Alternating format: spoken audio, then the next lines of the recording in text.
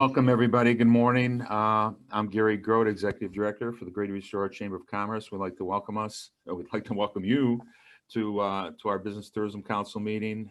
We haven't had an in-person meeting for over a year right now. So I mean, now is the time to start getting together to see what everybody's doing, how people are approaching things, but also we have our guest Patrick Kaler from Visit Buffalo Niagara, who's going to talk about, what he sees for the industry, for the travel and tourism industry coming up over the next several months and, into 2021.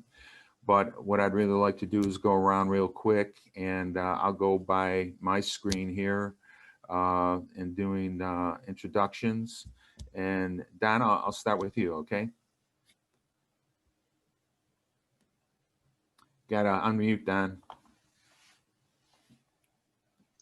Okay, I'm a grandpa, so no, I'm not. But I'm Don Vidler, Vidler's 5 and 10 in East Aurora. Good morning, everyone. Scott? Good morning, Scott Perry from Aurora Sewing Center. Okay. Amazetta? Hi, everyone. I'm hiding behind my picture today. I'm Amazetta. Hi, I'm the Director of Visitor Engagement at the Roycroft campus. Okay. Alan? Good morning. I'm Alan Justin with Heartloft Benefits. Okay, great. And I'm not sure who's on the phone there. Mark, how you doing? Good. Want to introduce yourself? Yep, I did. Hi. Good morning, everyone. Mark Jumeric from Independent Nursing Care and Juice Plus. Okay, great. Thank you, everybody. I know we're expecting other people, but we're gonna move on.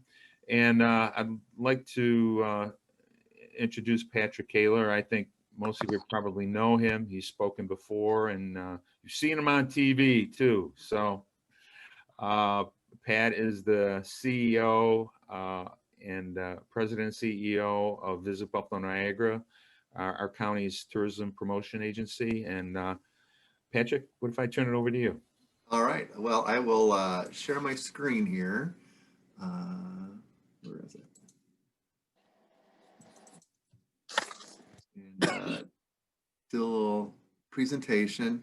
Appreciate the time. I think that the last time that I spoke to this group was about this time last year, and it was one of my last in-person meetings. So hopefully we're off to a good start in 21 and we can get back on track. And the next time we have this meeting, we'll all be together in person. But just to share some information that we're tracking both through the national associations and research firms, and then talk a little bit about what's been happening at Visit Buffalo Niagara. But just to start it off, and I've pulled this off of a presentation I've seen with U.S. Travel by Adam Sachs, who is an economist in the tourism space.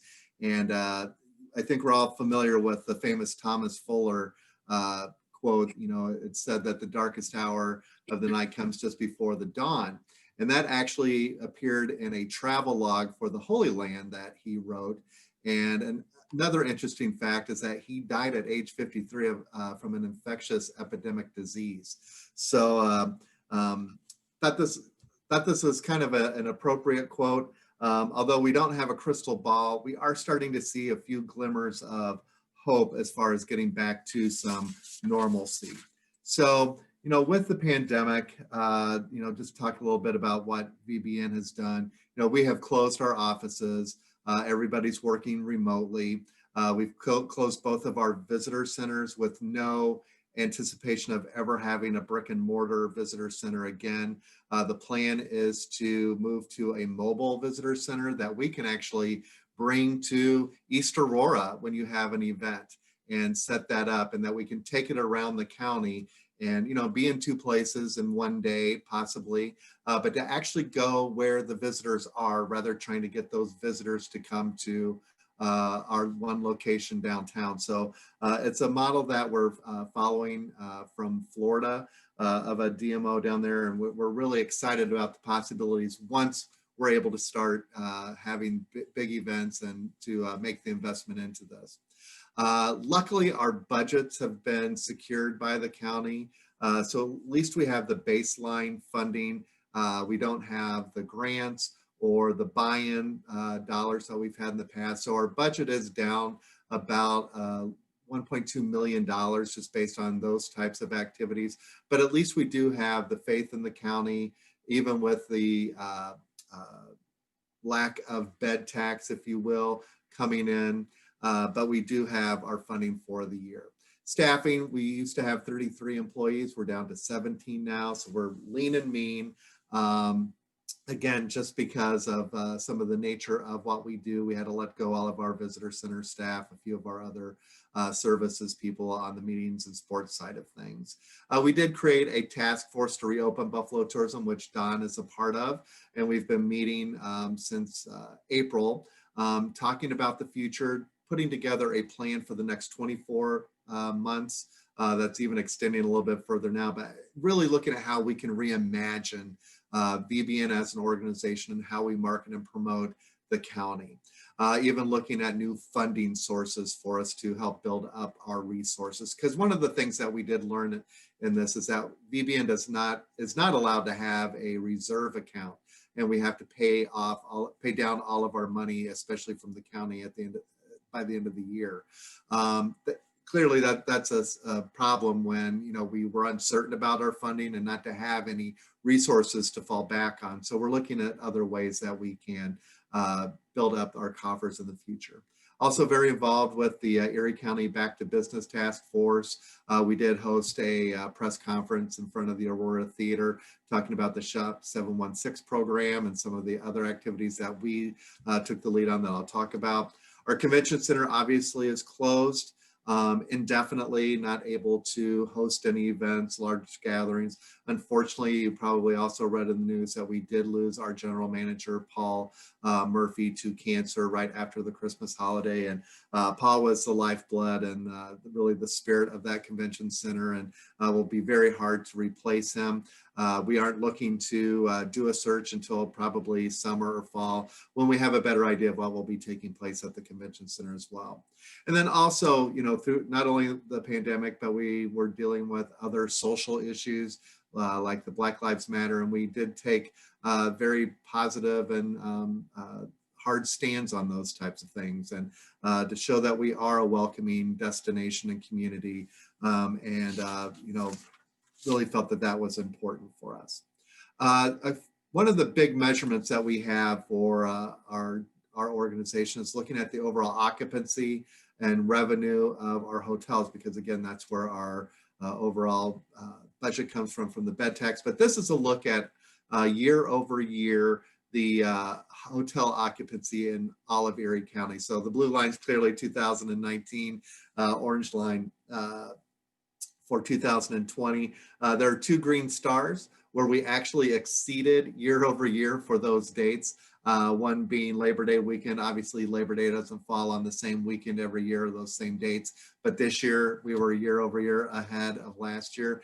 And this year, on New Year's Eve, we actually had the same occupancy that we did last year. So we do know that people are traveling. There's a lot of pent-up energy, and I'll talk about that a little bit too. But like I said, some of our biggest measurements are our overall occupancy. And as you can see, we're down about 47% year over year through November. We haven't gotten our final December numbers yet, but our overall revenue for the hotels, which then plays into the bed tax and the sales tax collection, down about 60% as well. So that's a big number to be down in those types of revenues for the coffers of Erie County, and then what potentially could come for tourism marketing through the bed tax.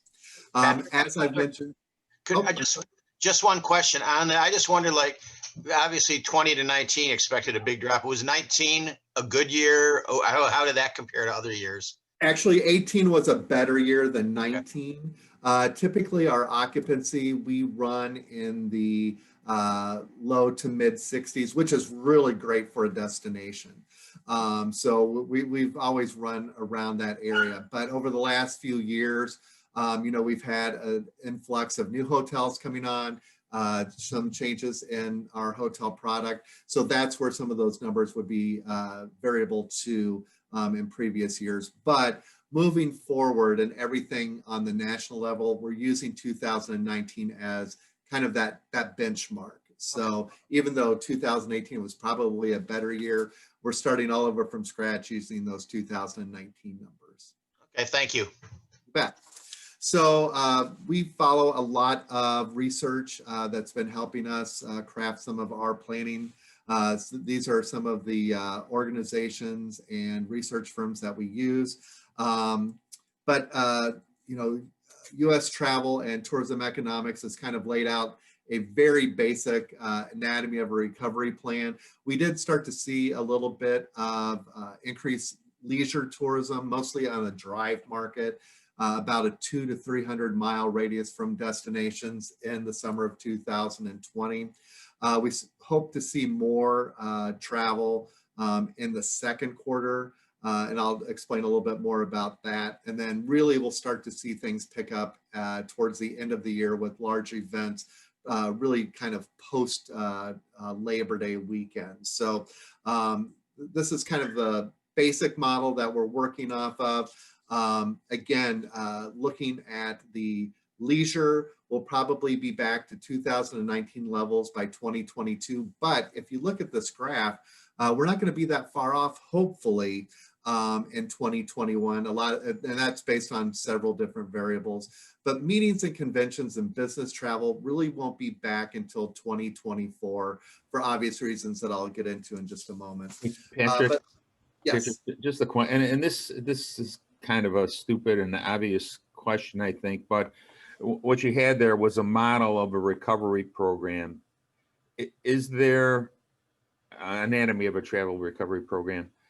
Is there anything that's based on other than this is what we think may happen? I mean, has there been anything historically that has been like this?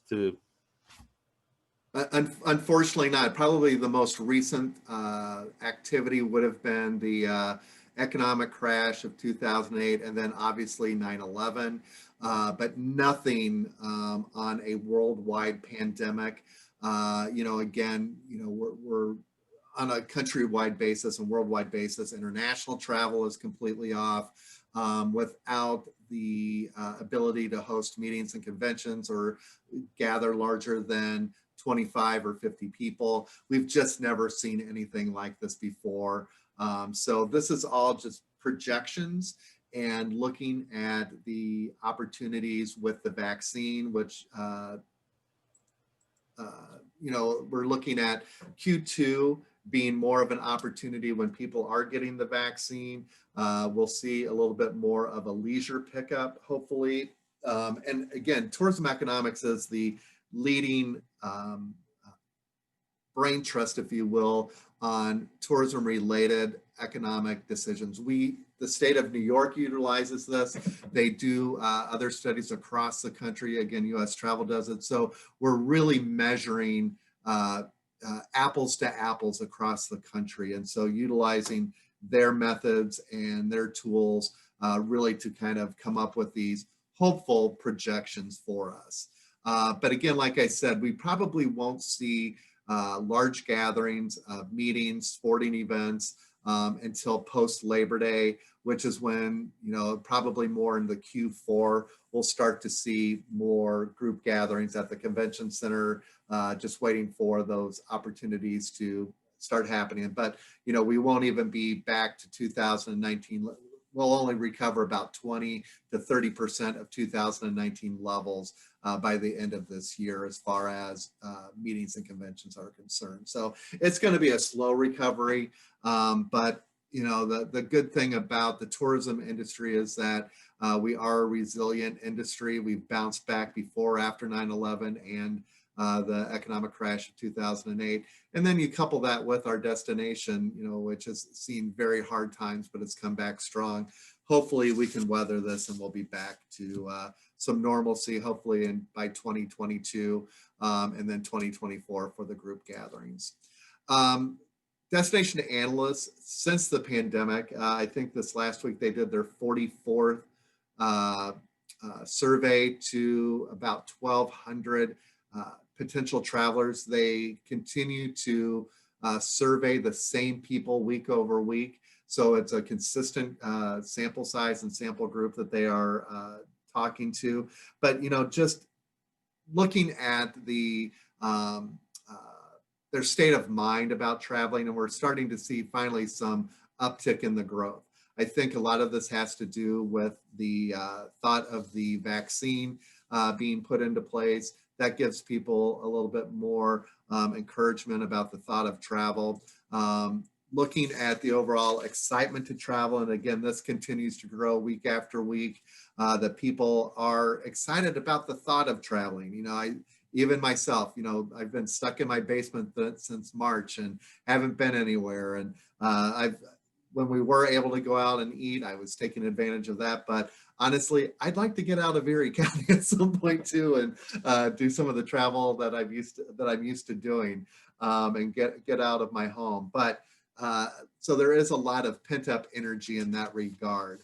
Again, when people will start to travel again, looking at more of those summer months, and for Erie County and Buffalo, that is our high season, typically for leisure travel. So that's pretty much what we would normally see.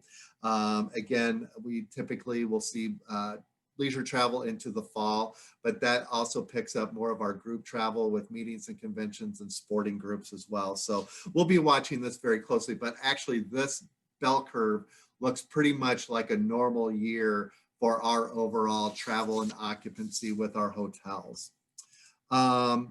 Just looking at, again, the number of trips that people will be taking in 2021, on an average, it'll be about 3 trips for the per person or per household. Typically, it would be up to about 5 back to 2009. So even with the pre-pandemic, we're going to be down about 42%. Again, I think a lot of this has to do with the first 2 quarters of the year being down because we're now just getting the vaccines. People are waiting to be comfortable about travel. Also in the first few months of our year, again, with that bell curve, that's typically more of the hockey season for us. Also more meetings and conventions before we get into that peak season of leisure visitors. Another great thing that destination analysts showed us this week are the most desired domestic destinations. And New York State is in the top 3 of those destinations. If you see further down, they have New York City. So I every time they put this, I always ask, now this is New York State, correct? In New York City, that you're pulling out New York City, because otherwise that would, skew us a little bit further. But I think this is very encouraging that there is a lot of interest for people to want to travel to New York State and not just New York City. Again, the opportunity, and this is something that, again, that we are more interested as a DMO about when we can go out with messaging again, about feelings of seeing an ad promoting your community, again, welcoming people back into our community. And that took a big uptick this week where residents are feeling comfortable about welcoming visitors to a community. And again, how people are feeling about enjoying their own community has been kind of all over the place. And we've seen that throughout this entire pandemic when, people weren't comfortable going out. Then we were into the yellow, orange, and red situation. And again, people really want to get out and enjoy their own community and their attractions. And so, and so many of our businesses are small businesses, and the retail and the restaurants and our attractions, we need them to stay in business. And right now it's the locals who are able to do that. And so we really need our locals to get out and experience that. And I'll talk about the county's program that we had in 2020 in just a moment as well. But overall, the vaccine really is what we're pinning all of our hopes on at this point, is getting the vaccine, people feeling the optimism for safe travel once they have received the vaccine. And, this is really what's going to change people's attitudes for travel. And so the more we get people vaccinated, the more they're going to start traveling, and the more we can get back to some normal business. Just talking again about visit Buffalo Niagara and what we've been doing as an organization. So on the meeting, sports, and group side, again, that's taken a very big hit for us. We are working on some new marketing materials. We're coming out with a new branding campaign for next year as meeting planners start to think about their new programs and what they're going to be doing in the future. Because again, these types of things that we are booking are years in advance. And I will say, even with the pandemic, we have been able to secure a few state and national association meetings. 2022 is going to be a big year for us, mainly because we've been shifting everything from 20 and now some of the things in 21 into 22.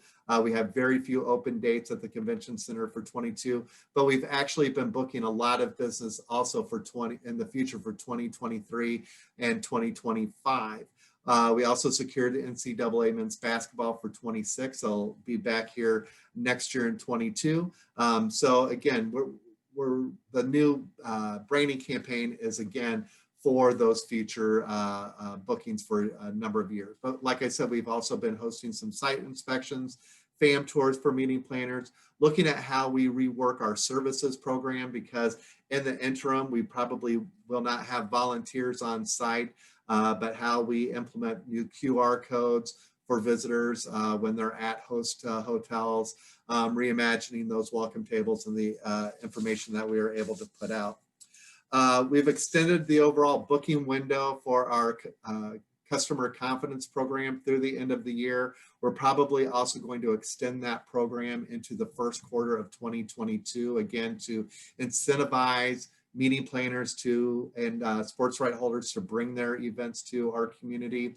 We're also very fortunate that the convention center is one of the few convention centers across the country who have obtained their GBAC certification, which is the Global Biotech Advisory Council, that shows that we are following the best practices of cleanliness and all of the processes of entering the facility. We did a photo shoot to show how you can host socially distanced trade shows as well as meetings, how we will do the different catering now, because we can't do buffets. It all has to be individually served.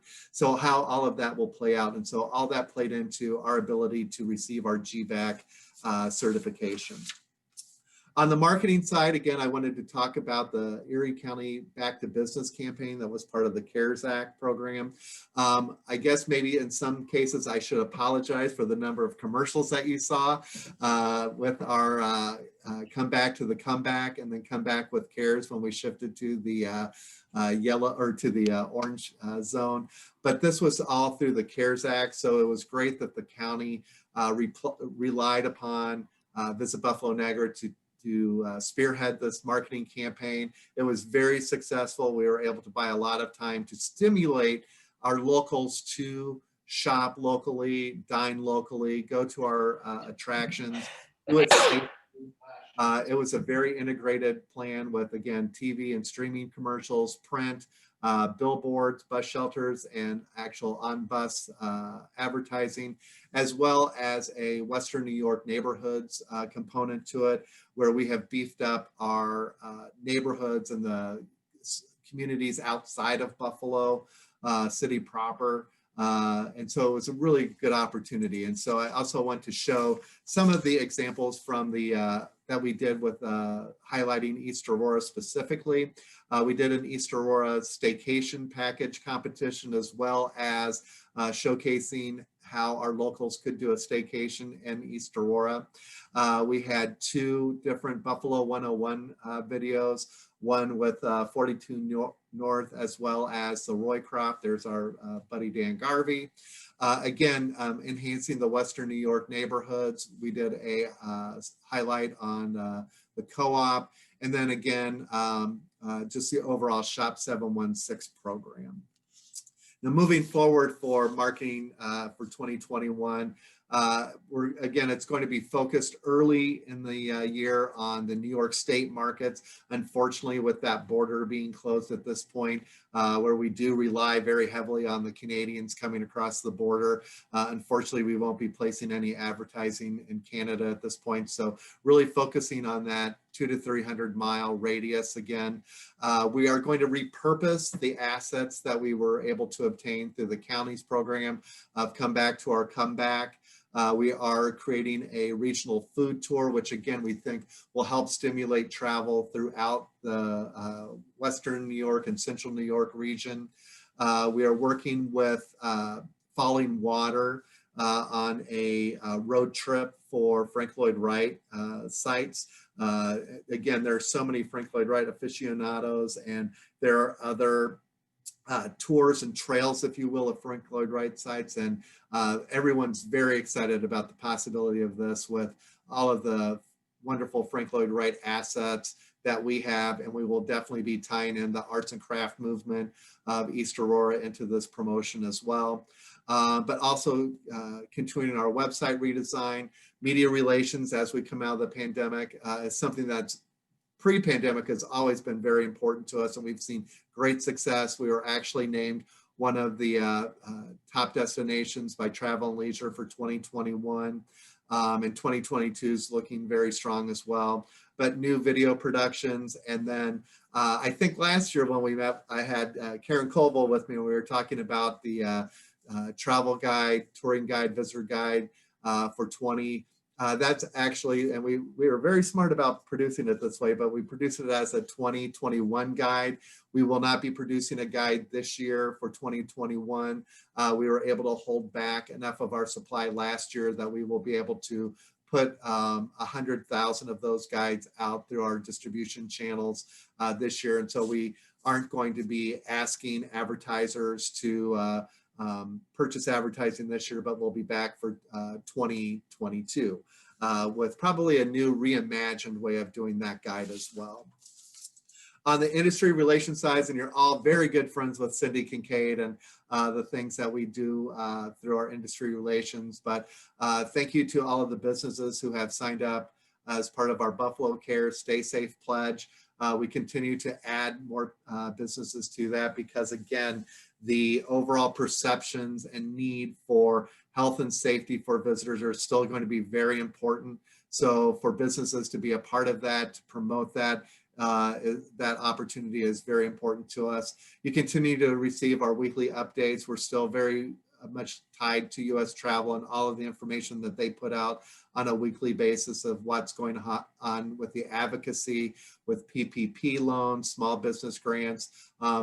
As we get that information, it's very important for us to push that out. I will say that our industry relations engagement has skyrocketed this last year. The open rate on those emails are at anywhere from 40 to 45%.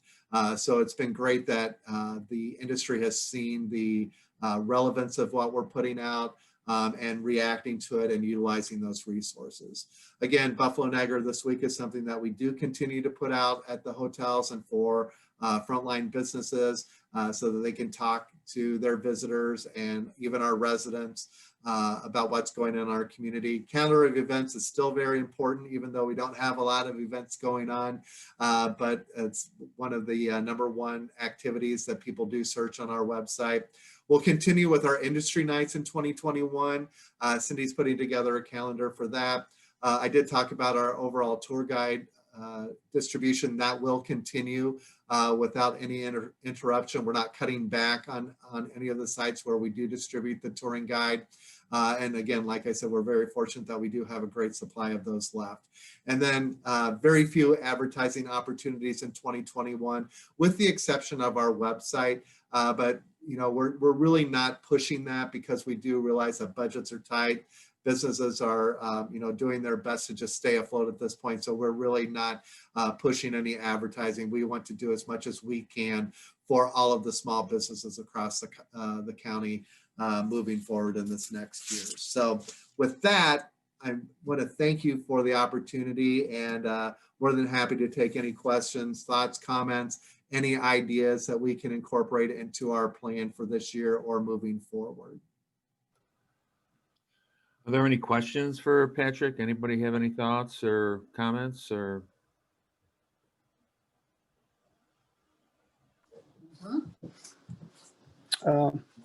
Hey, Gare. Yeah, Mark. Can you? Yeah, I have a question for Patrick. I guess my concern would be, I love this. It sounds great. Knowing that the New York State, the governor felt that the Buffalo Bills game was a model maybe for future sort of, going anywhere. Thinking forward to the vaccine, will we ever reach 75, 80% of the population? My personal opinion is that ain't going to happen. Knowing that or thinking that, and then also looking back and the governor saying that that's a great model moving forward, how worried do you think, and I've talked to a few business owners, feel that down the road, either testing prior to going anywhere versus, restaurant, whatever, or having your vaccine card or whatever, locally, that could be a concern. But then I think about conventions and things like that. Looking forward, what's your thought on businesses, let's say a year from now, 6 months from now, whatever, wanting to or being able to come to New York State, knowing that other states most likely will not have the same restrictions that New York State will and has had in the past? Well, that's a great question, and something that even my counterparts, we have calls constantly. We've been engaging with the Lieutenant Governor's office and the Governor's office and our state associations about these concerns, because it's been a little bit all over the place. We don't know any hard plans.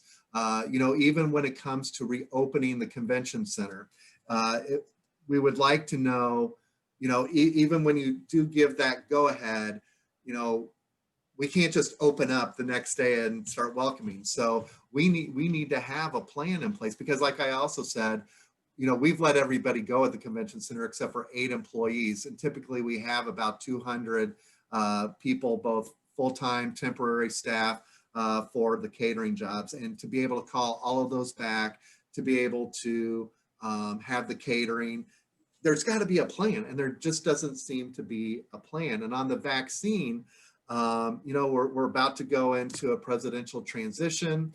President-elect Biden has said he wants 100 million vaccines administered in the first 100 days. But when you get down to the local level, nobody knows.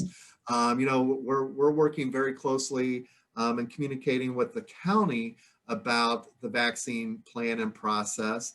And, they don't know as much as they're getting from the state, who doesn't know what they're getting from the federal government. And so it's very daunting and challenging for us to plan and to anticipate. I think, though, again, the research that we're seeing from some of these firms about the excitement or the interest to travel, to convene, to have meetings, and it hinging on people getting vaccinated. One of your great questions too is about, what about, when you get on a plane? Some airlines have talked about having the need to prove that you have been vaccinated before you get on a plane or to come in a destination. And how do you police that?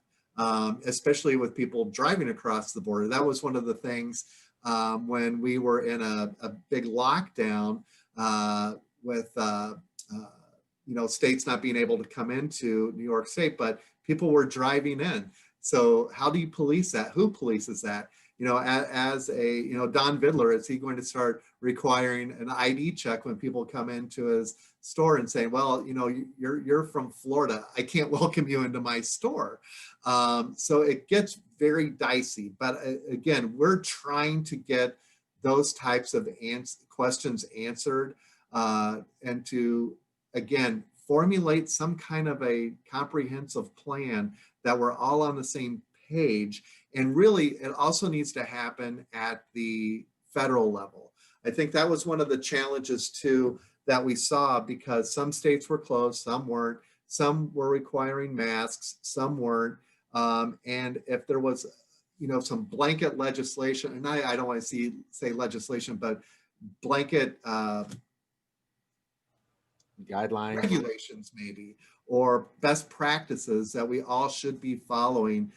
It would help us across the board, especially as people cross, state lines and just communities, even just our county lines. You see so many people that are crossing over to Niagara County because their restaurants are open and they could have people come in. Well, what's the difference of going to Niagara County and then coming back to Erie County and not going into a restaurant? So it's been a big challenge for us. And, I wish I had a better answer for you, but do know that we are asking those questions and we're looking for the guidance. And we're also looking to help use our best practices that our industry has put into place to help craft whatever those procedures and policies will be. Just know that we're trying our hardest to get to it, because we do want to get back to business as usual, even though it's going to be, I hate the word new normal, but it's going to be a different way in the short term. But I truly believe that we will get back to the old way of welcoming visitors, that they will be coming in. I think some people might take on the Asian practice of wearing a mask when they're traveling. That's something that's been part of the Asian culture for years. And it might just be something that will continue on for some people that feel vulnerable.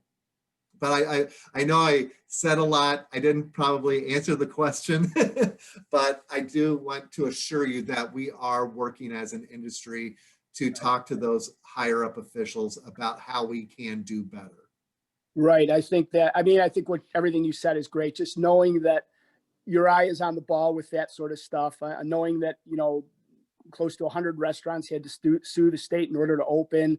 That's a shame, to have to go that far. So knowing that there's, the only way we're going to be in this is to be together, and that's to all be together and hopefully work through government to at least, do what's safe, but yet do what's also good for everyone. So good to know. Great answer. Thank you. All right. You bet. Any other questions? If I can, Patrick, Mark is it's a family-owned business, independent nursing care, and they do a lot with obviously nursing care and things of that nature, but they also do vaccinations. And I don't know, Mark, very briefly, can you address that from your perspective in terms of vaccinations? Because I think it ties into a little bit of what we're talking about here. Sure. Again, some of this is based on data from the past, and some of it's my opinion.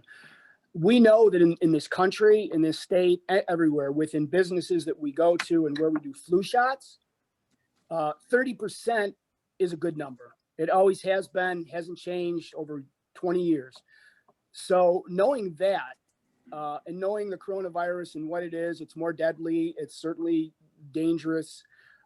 I have this is my opinion, personal concerns that we will never get to 75, 80%. It just won't happen. My view is that we're going to have plenty of vaccine by the middle of the year. 100 million doses, that's 30%. That's in my opinion, this is my opinion, I think that would be great. 50%, I think that would be wonderful. After 50%, I really have my worries, which then comes back to what do we do at that point when everyone's saying, even on a national level, local level, we need to get to 75. Now the post has moved up to 85, 90%. We don't get there. What's going to happen and what is going to be put in place in order to move forward, knowing that we've only gotten to 60, 70%? My opinion.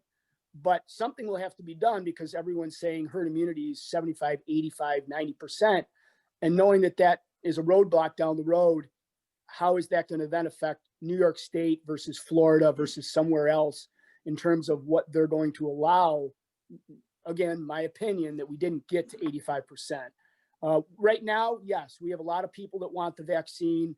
I envision that going on for at least another month or so. But my opinion, by the time we get to March, I think you're going to see that wane somewhat. They've already moved the goalpost quite a bit, really quickly in terms of who they're allowing to get the vaccine.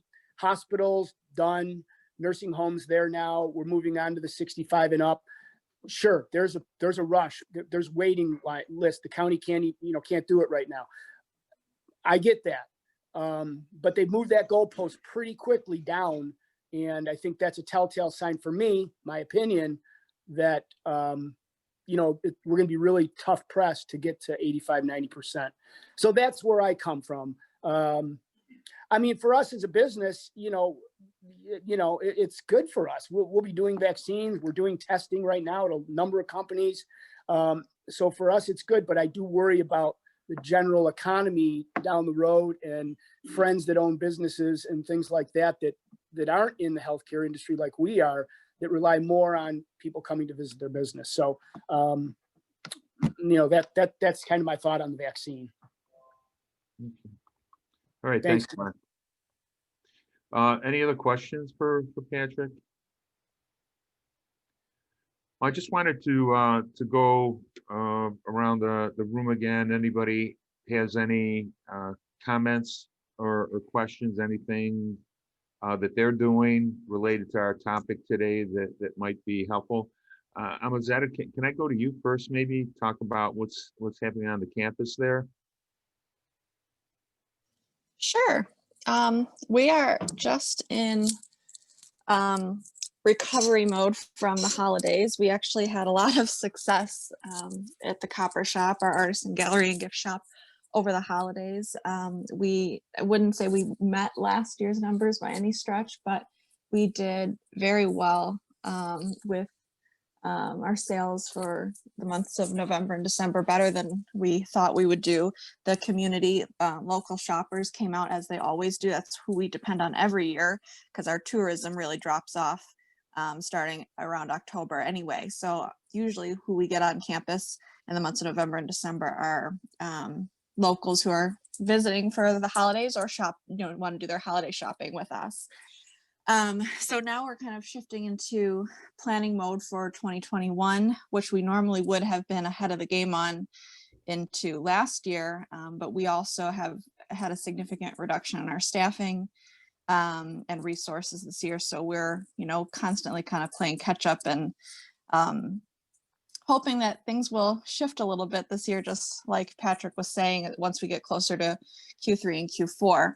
So we're kind of taking a slow ease into 2021. We're offering more of our virtual programs that we have this past year in the first 2 quarters. And we have to make some tough decisions again this year about some of our larger scale events that we always have. We have 3 annual shows on the campus, our art and antique show in the summer, our fall festival usually in October, and then of course our big holiday show in December. We, like Patrick was saying, really don't anticipate being able to do a show like that until at least Q3. So we're kind of trying to re-envision what our summer tourism is going to look like right now, and kind of hope that we will be able to have some version of our fall festival come October, and hopefully some version of our holiday show come December.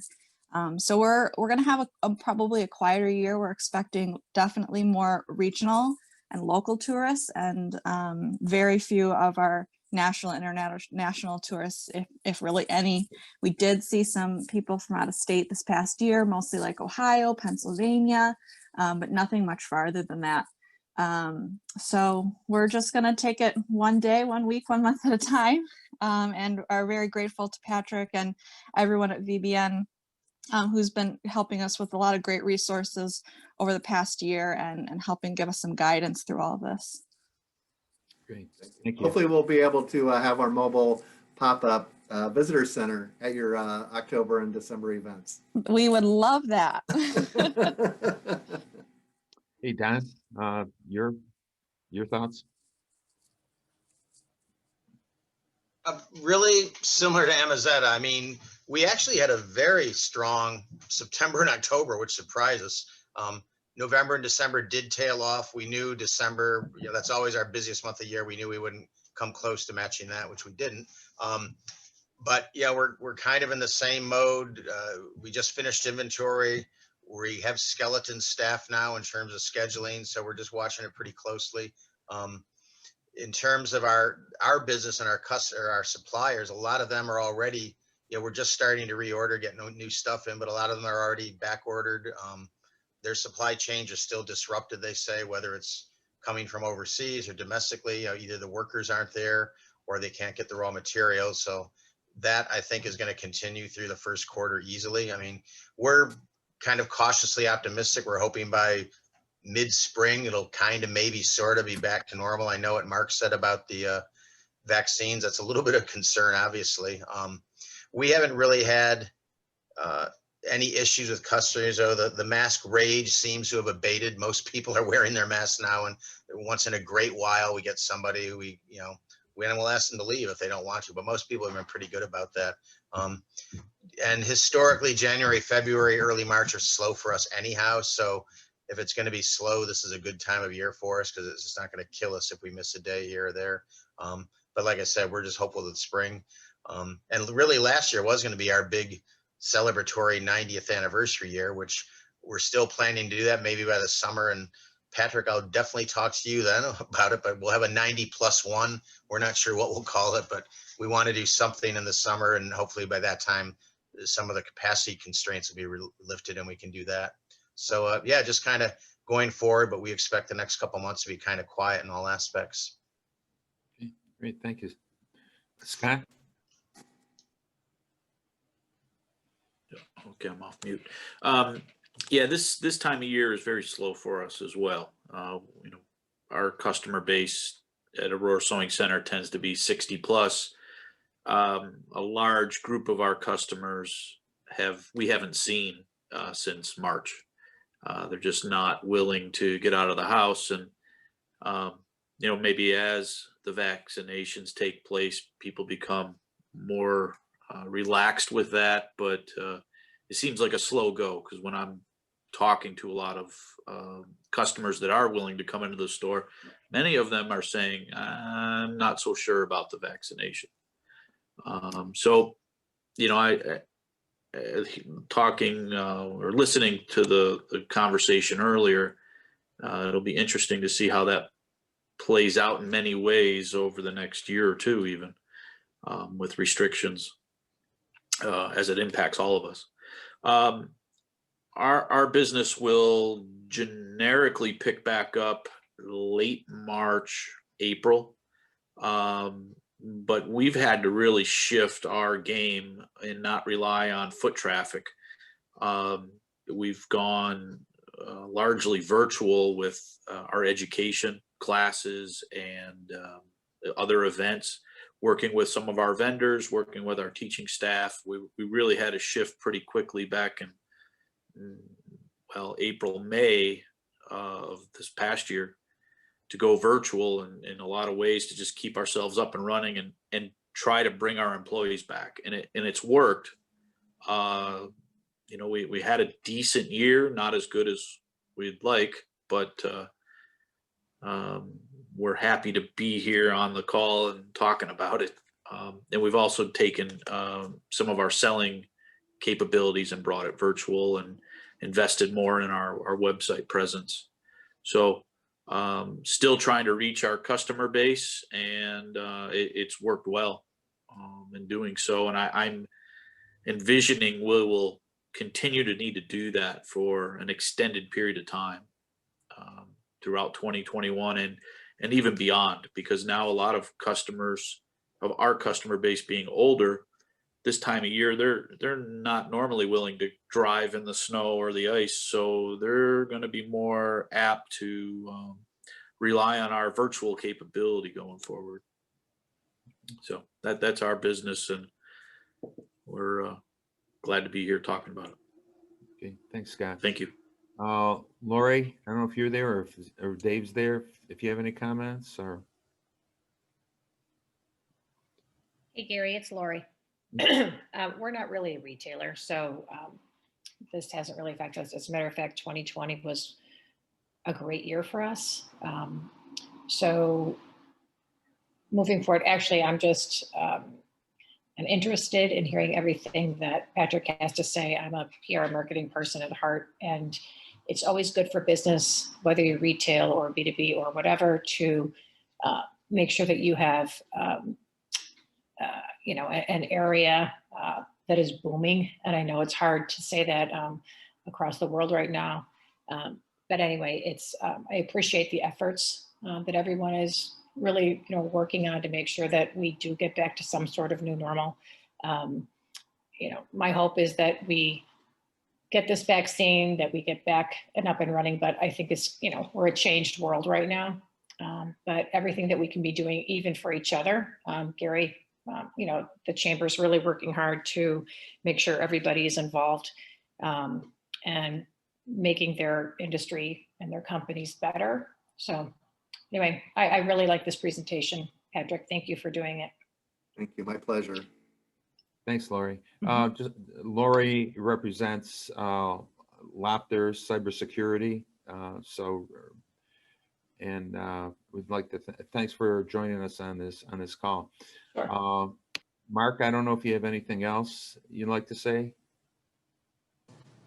No, that's it, Gary. That was good. Patrick, thank you so much. Just to know that you guys have your eye on the ball. That's important to everyone.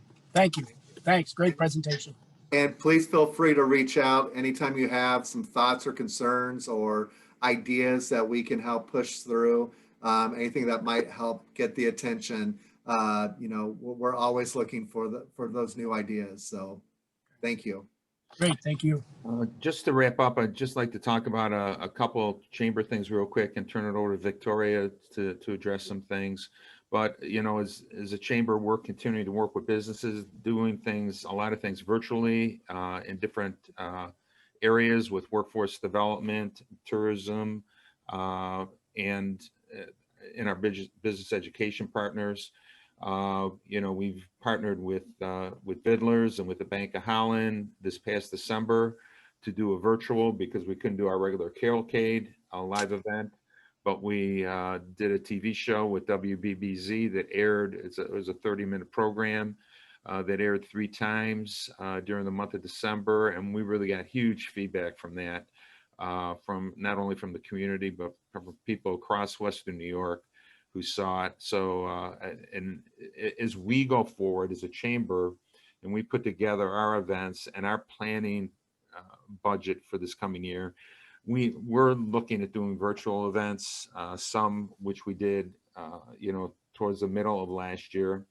But as we go forward, we're anticipating, being hopeful in our planning, that we're looking to do a live Taste of East Aurora event out here on Main Street. That's our goal. If things work out, we're just preparing for that.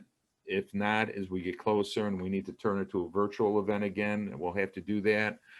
But in being hopeful by September, that's what we would like to do.